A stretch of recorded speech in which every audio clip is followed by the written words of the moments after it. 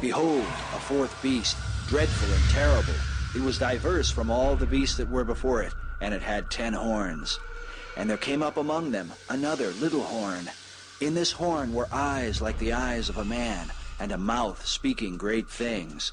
I beheld, and the same horn made war with the saints, and prevailed against them, until the Ancient of Days came. Then the angel who stood by said, The fourth beast shall be the fourth kingdom on earth, and shall devour the whole earth. And the 10 horns out of this kingdom are 10 kings that shall arise, and another shall rise after them. The 10 kings are also represented by the 10 toes of the statue in Nebuchadnezzar's dream. Daniel prophesied that in the days of these kings shall the God of heaven set up a kingdom which shall never be destroyed. So we know that the millennial kingdom of Christ can only occur at a time when there are 10 kings ruling the world. This revived Roman Empire will come under 10 heads. Now, I never believed they were the 10 nations, Western Europe, because the Roman Empire itself was much larger than Western Europe. It went all down through Syria, and Turkey and Syria and Lebanon and all across North Africa and so forth. So it will be, the world will be divided into 10 regions under 10 local heads.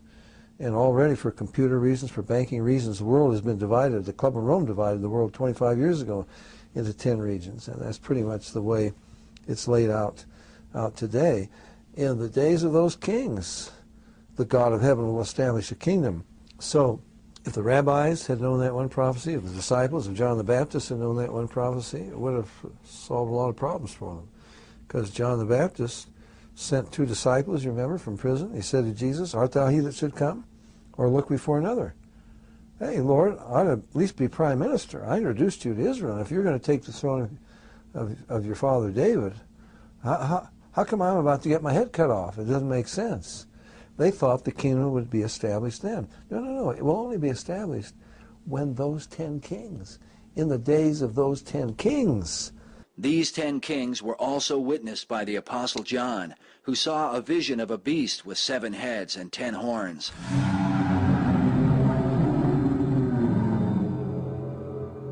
The angel said to him, The 10 horns which you saw are 10 kings. These have one mind, and shall give their power and strength unto the beast.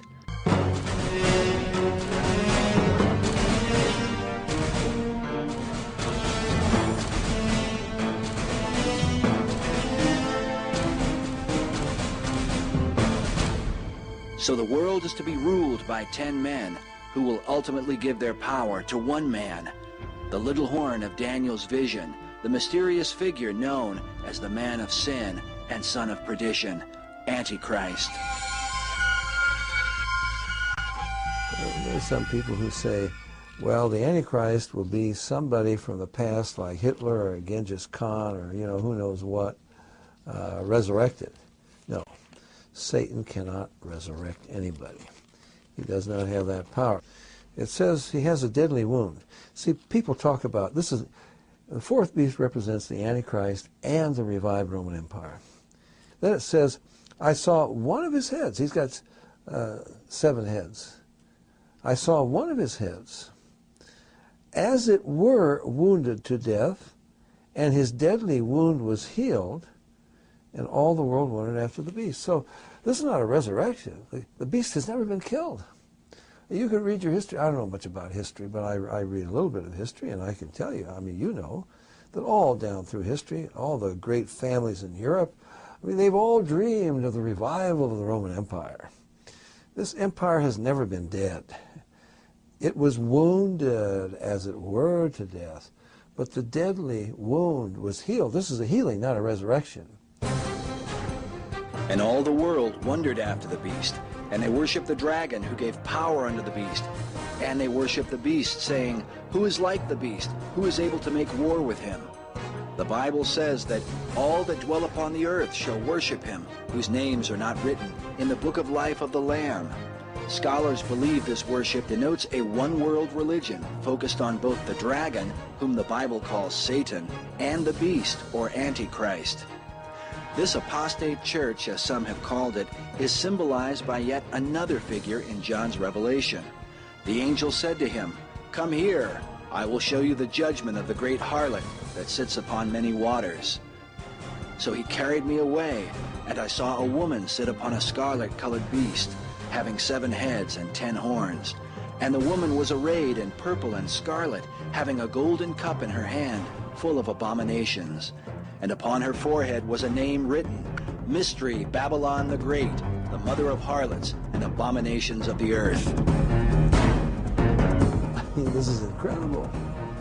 This is the 4th time this beast has been seen in the Bible. Never did it have a woman on its back before. We never hear an expression of surprise or astonishment from anybody, but now he says, when I saw her, I wondered with great admiration. It's not just, he doesn't admire her, he's astonished.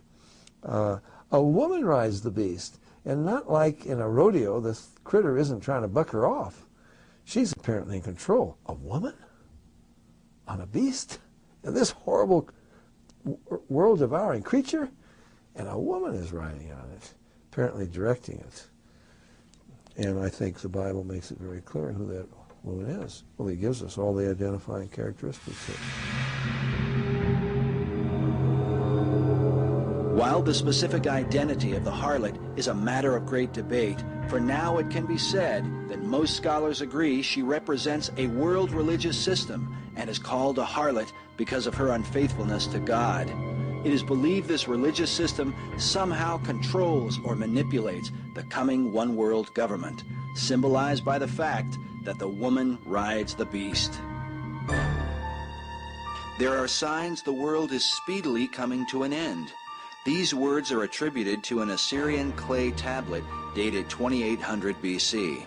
It seems that men have believed the end is near in almost every generation.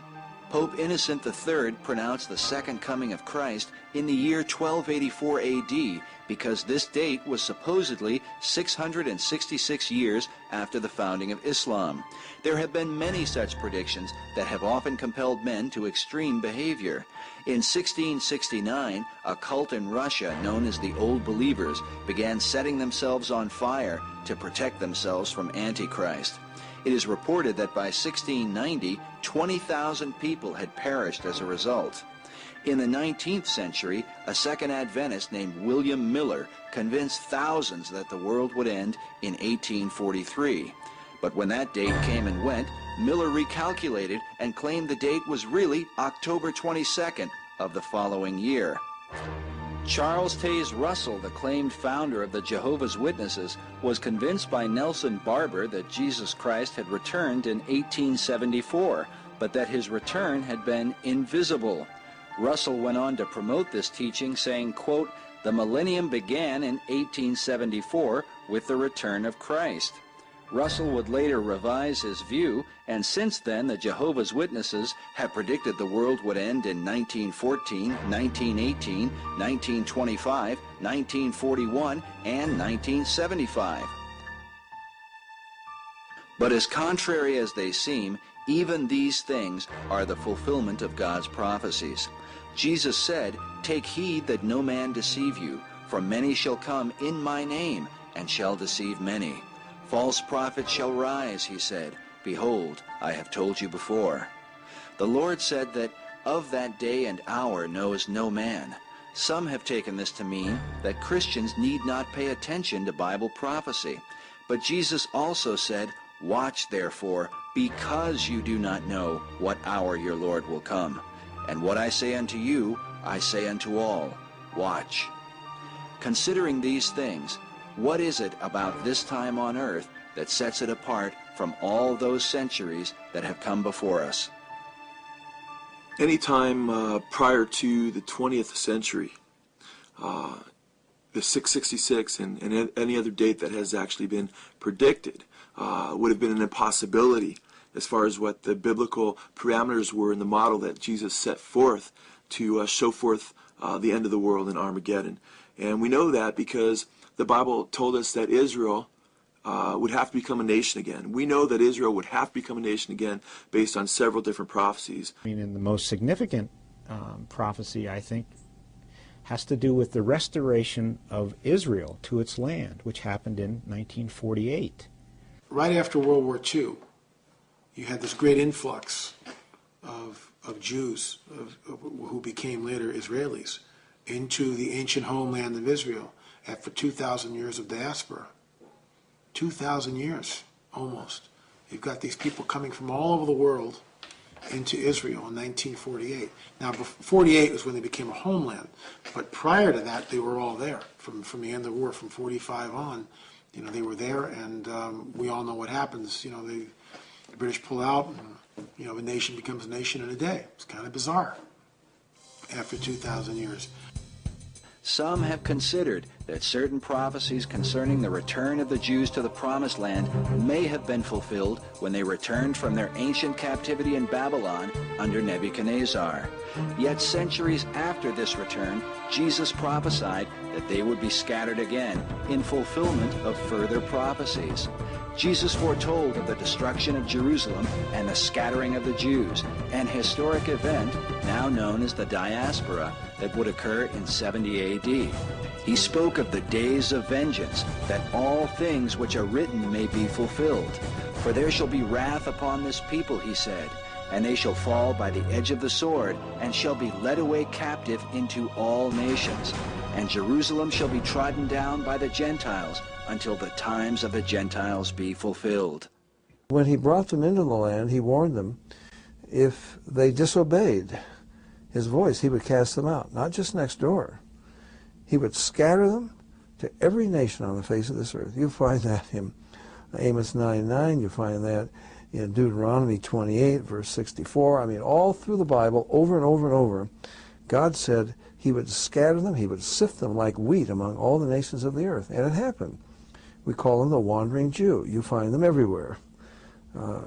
And God said that during their dispersion, they would be hated, persecuted, killed, mocked, like no other people on the face of this earth. Anti-Semitism is laid out in detail. In the Old Testament, God said to the children of Israel, "It shall come to pass, if you will not hearken to the voice of the Lord your God, that all these curses shall come upon you."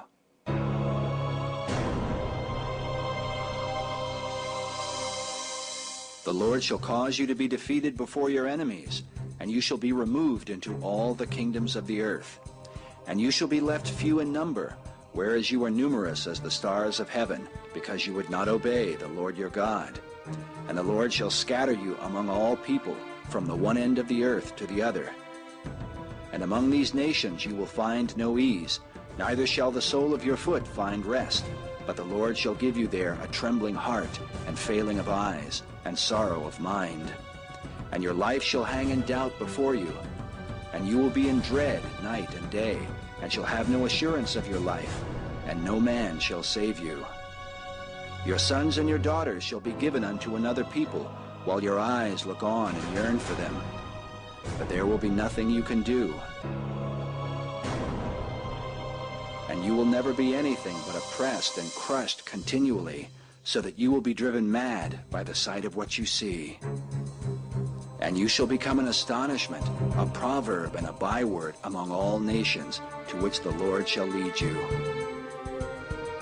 And there is no people ever in history that has been marked in that way, like the Jews. I mean, that in itself would be enough to tell you that the Bible is true. God said they would be hated and persecuted and killed, but he would not let them be destroyed. Hear the word of the Lord, O you nations. He who scattered Israel will gather him, and keep him as a shepherd does his flock. And why do I believe that the Jews are being encouraged to return to their land? Because God foretold that he would bring them all back. He said at the end of the age in Old Testament prophecies that they would not, that he would bring them back, as back to the land, and that once they were back to the land, they would never more be thrown out of it. And I will bring back my exiled people Israel, and they shall build the waste cities and inhabit them. And they shall plant vineyards and drink their wine. They shall also make gardens and eat the fruit of them. And I will plant them upon their land, and they shall no more be pulled up out of their land, which I have given them, saith the Lord thy God.